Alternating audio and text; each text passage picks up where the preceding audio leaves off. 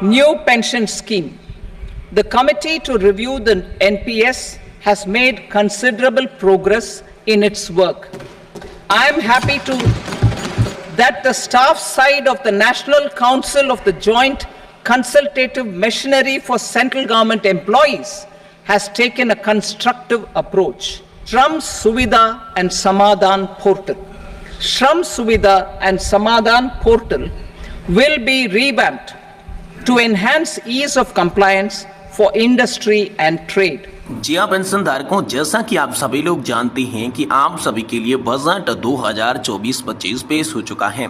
तो इसी को लेकर दोस्तों आप सभी के लिए बड़ी खबरें निकल कर आ रही हैं। वित्त मंत्री निर्मला सीतारमण ने बजट के अंदर न्यू पेंशन स्कीम को लेकर बड़ी बात रखी। साथ ही दोस्तों श्रम सुविधा पोर्टल के बारे में भी बड़ी बात तो दोस्तों आप सभी के लिए रखी गई। वहीं EPS 95 पेंशन धारकों की मांगों को लेकर क्या हुआ, इसको लेकर दोस्तों आप सभी के लिए बड़ी खबर आ रही है। जी हाँ दोस्तों, आप सभी जानते होंगे कि यहाँ पर आप सभी के लिए श्रम और रोजगार मंत्री शोभा करंदलाजे ने आप सभी के लिए बड़ा जवाब दो है संसद के अंदर दे दिया है। जी हाँ दोस्तों, आप सभी के लिए संसद के अंदर जैसे ही बजट पेश हुआ, बजट पेश होने के बाद बजट पर अपनी अपनी बात रखने की बारी सबको मिली। तब दोस्तों यहाँ पर तमाम बड़े सांसदों ने, जैसे कि इल्माराम करीम है, सुप्रिया सुले जी ने दोस्तों यहाँ पर EPS 95 पेंशन धारकों की मांगों को लेकर बात कही। तो इसी को लेकर श्रम और रोजगार मंत्री शोभा करंदलाजे ने दोस्तों आप सभी के लिए यहाँ पर बड़ा अपडेट जारी किया है। कर्मचारी पेंशन योजना, यहाँ पर पेंशनर्स को बड़ा झटका लग सकता है। EPS 95 मिनिमम पेंशन पर मोदी सरकार ने यहाँ पर लोकसभा में दो टूक जवाब निकलकर सामने आ रहा है।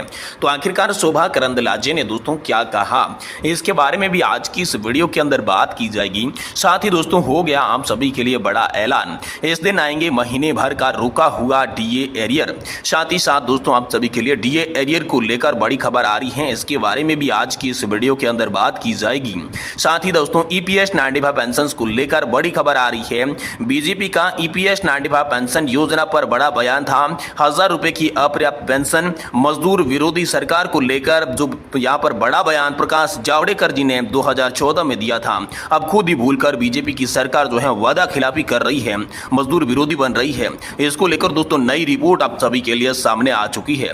तो इसके बारे में भी दोस्तों आज की इस वीडियो के अंदर बात करेंगे। यानी कि दोस्तों पेंशन धारकों से जुड़ी तमाम बड़ी खबरों की चर्चा आज की इस वीडियो के अंदर करने वाली है। इसीलिए आप सभी से निवेदन करते हैं कि अगर आप EPS पेंशन धारक है, कर्मचारी पेंशन धारक है, तो दोस्तों कृपया आज की इस वीडियो को आप लास्ट तक देखिएगा। साथ ही अगर हमारे चैनल पर पहली बार विजिट कर रहे हैं, वीडियो को पहली बार देख रहे हैं, तो दोस्तों हमारे चैनल को भी सब्सक्राइब जरूर कर लीजिएगा। तो चलिए बिना किसी देरी के आज की पेंशन धारकों के लिए आई तमाम बड़ी खबरों को इस वीडियो के अंदर चलिए जान लेते हैं। जी हाँ दोस्तों, पहली बड़ी खबर की बात करें तो कर्मचारी पेंशन योजना को लेकर बड़ी खबर है। EPS 95 मिनिमम पेंशन पर मोदी सरकार ने लोकसभा में दो टूक जवाब दिया है। पेंशन धारकों को बड़ा झटका लग सकता है, इसको लेकर बड़ी खबर आ रही है। जी हाँ दोस्तों, कर्मचारी पेंशन योजना 1995 यानी कि EPS 95 न्यूनतम पेंशन को लेकर लोकसभा में दोस्तों सवाल दागा गया। मोदी सरकार का जवाब भी दोस्तों आ गया है। श्रम और रोजगार मंत्रालय ने इसका बड़ा जवाब दिया है। EPS पेंशन में न्यूनतम वृद्धि के बारे में सांसद ए राजा ने प्रश्न पूछा था कि श्रम और रोजगार मंत्री बताइएगा कि क्या सरकार कर्मचारी भविष्य निधि यानी कि EPF द्वारा न्यूनतम पेंशन की वृद्धि किए जाने के संबंध में मजदूर संघों, जनप्रतिनिधियों जैसे हितधारकों की मांगों में प्राप्त हो रही है। क्या सरकार ने भारत लागू करके सूचकांक वृद्धि और मजदूरी वृद्धि में मद्देनजर कर्मचारी भविष्य निधि अभिदाताओं के लिए न्यूनतम पेंशन में वृद्धि करने का सकारात्मक रूप यहाँ पर विचार करेगी? क्या सरकार कर्मचारी भविष्य निधि संगठन पेंशन गणना फॉर्मूले में संशोधन करेगी? क्या वर्तमान फॉर्मूले में पेंशन भोगियों को प्रति मनमाना और पक्षपातपूर्ण है? यदि हाँ तो इससे संबंधित क्या ब्यौरा है? ये दोस्तों बड़ा सवाल पूछा गया। इन सवालों का जवाब श्रम और रोजगार मंत्री शोभा करंदलाजे ने संसद में दोस्तों प्रस्तुत कर दिया है। उन्होंने कहा कि विभिन्न हितधारकों की कर्मचारी पेंशन योजना यानी कि EPS 1995 के तहत न्यूनतम पेंशन बढ़ाने हेतु विभिन्न अभ्यावेदन जो है वो प्राप्त हुए हैं। कर्मचारी पेंशन योजना EPS 1995 अलग एक परिभाषित अंशदान परिभाषित लाभ सामाजिक सुरक्षा पेंशन है। कर्मचारी पेंशन कोष का नियोक्ता द्वारा वेतन का 8.33% दर से अंशदान और 15,000 रुपये प्रति माह तक के वेतन पर दोस्तों 1.16% का अतिरिक्त दर से केंद्र सरकार की बजटीय सहायता के माध्यम से बनता है। दोस्तों योजना के तहत सभी लाभों का भुगतान इस प्रकार की संचित राशि से किया जाता है। ईपीएस 1995 की पैरा 32 के तहत यदि अत्यचित निधि और मूल्यांकन के अनुसार निधि का मूल्यांकन वार्षिक आधार पर किया जाता है। योजना के तहत सदस्य की पेंशन की राशि का निर्धारण सेवा की पेंशन योग्य अवधि और पेंशन योग्य वेतन को ध्यान में रखते हुए किया जाता है। दोस्तों पेंशन योग्य सेवा, पेंशन योग्य वेतन और 70 के फॉर्मूले पर पेंशन दोस्तों तय होती है।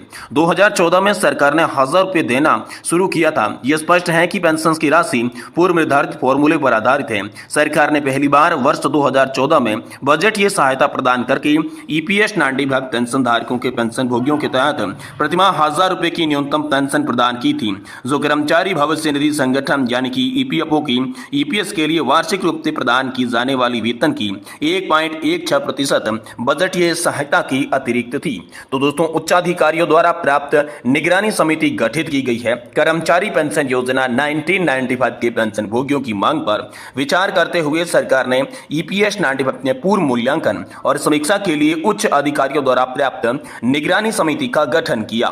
समिति ने ईपीएस 95 के तहत महंगाई भत्ते के मुद्दे पर विचार किया। अन्य बातों के साथ साथ सुझाव भी दिया गया कि बीमांकित स्थिति को देखते हुए ईपीएस 95 के तहत स्वीकार्य पेंशन की जीवन यापन लागू सूचकांक में जोड़ना व्यवहार्य नहीं है।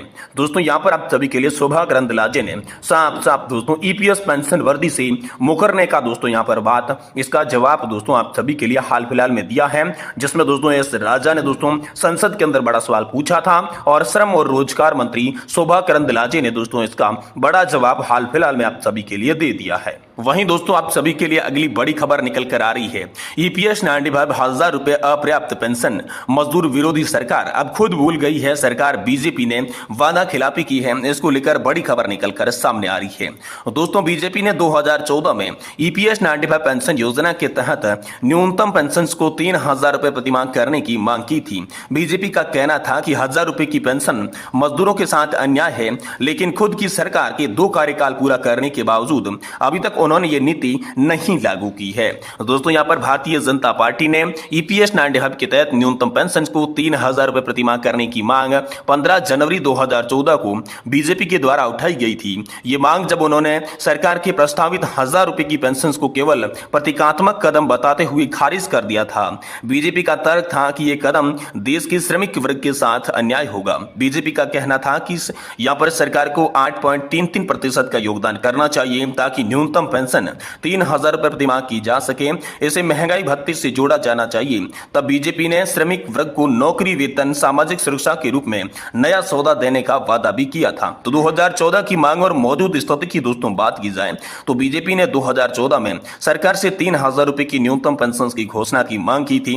इस संबंध में दोस्तों श्री प्रकाश जावड़ेकर ने राज्यसभा पीठासीन कमेटी की याचिका दायर की थी, जिसमें महंगाई भत्ते से जुड़े पेंशन की मांग की वृद्धि की गई थी। कमेटी ने सभी मांगों को स्वीकार करते हुए सरकार की सदस्यता में कदम उठाने के लिए सिफारिश भी की थी। हालांकि सरकार ने इस रिपोर्ट को स्वीकार करने की बजाय पुराने प्रस्ताव को पुनः लागू करने पर भी विचार किया था। खुद के प्रस्ताव और मांग को भी भूली बीजेपी इसको लेकर नई रिपोर्ट सामने आई है। आज 2024 में यह मांग और भी महत्वपूर्ण हो गई है, क्योंकि 50 मिलियन से अधिक श्रमिक हर महीने अपनी मजदूरी का 8.33% प्रोविडेंट फंड में जमा करती है, जबकि नियोक्ता भी 8.33% योगदान करती है। सरकार केवल 1.16% योगदान देती है, जिसमें 41 लाख पेंशनर्स में से 30 लाख को 1,000 रुपए से कम की पेंशन मिलती है। वर्तमान में सरकार अपने योगदान को 1.16% से बढ़ाकर 1.79% करने की योजना बना रही है, जिसे बीजेपी ने तब अपर्याप्त बताया था, जो आज 2 खुद कार्यकाल के बाद सरकार पूरे होने के बाद भारतीय जनता पार्टी ये नीति लागू नहीं कर पाई है। तब की थी कांग्रेस सरकार की आलोचना। जी हां दोस्तों, प्रेस वार्ता में बीजेपी के नेता प्रकाश जावड़ेकर ने यूपीए सरकार को सबसे अधिक मजदूर विरोधी सरकार बताया था। बीजेपी का कहना था कि वह श्रमिकों की अधिकारों की रक्षा के लिए संघर्ष जारी रखेगी, न्याय की मांग करती रहेगी। लेकिन खुद ही दोस्तों सरकार बनते ही बीजेपी ये बात भी भूल गई थी कि उन्होंने वादा किया था कि 3,000 रुपए की न्यूनतम पेंशन यहाँ पर पेंशन धारकों को दी जानी चाहिए। लेकिन 2 कार्यकाल बीतने के बाद भी बीजेपी सरकार आज तक ये वादा पूरा नहीं कर पाई, जो कि वादा खुद उनके मंत्री प्रकाश जावड़ेकर ने किया था। तो दोस्तों इसके बारे में आपकी क्या राय है, आप हमें कमेंट बॉक्स में कमेंट करके जरूर बताइएगा। और पेंशन से जुड़े तमाम वीडियोस के लिए दोस्तों आप हमारे चैनल को भी सब्सक्राइब कर